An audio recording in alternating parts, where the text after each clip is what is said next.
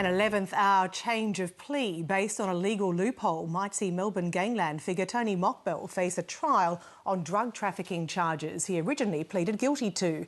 Mokbel was a well-known figure in Victoria's gangland wars and infamously fled the country while on bail in 2006, only to be re-arrested in Greece a year later.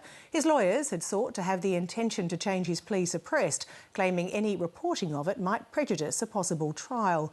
Hamish Fitzsimmons reports from Melbourne. Tony Mokbel is more than halfway into a 9-year sentence for importing cocaine and facing more prison time.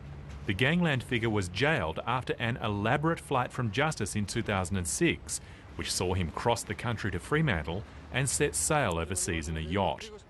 After an extensive and expensive manhunt, he was re-arrested in Greece in 2007 and brought back to Australia. In April this year, he pleaded guilty to 3 drug trafficking charges, avoiding a trial. But those charges could see him jailed for life.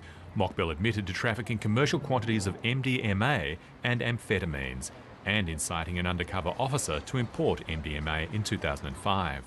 But when his pre-sentencing hearing began, Mokbel's lawyers indicated he wanted to change his plea from guilty to not guilty, on the basis that evidence against him from search warrants or phone taps may be invalid. His change of plea is based on an admission by the Victoria Police earlier this month that officers routinely failed to swear an oath when preparing affidavits to get warrants. The search warrants are prima facie invalid, and in other cases where affidavits are sworn by, or ought to be sworn by members of the police and tendered in evidence, they also are all potentially invalid. At the time, lawyers warned it could have a serious impact on the justice system for years to come. It's complete chaos. It'll cause mayhem in the criminal justice system, and if there is a wholesale review of those cases, which there must be, then it's catastrophic for justice in Victoria. Tony Mokbel's lawyers were initially granted a suppression order on their client's decision to change his plea on the basis that reporting it might prejudice any trial he could face.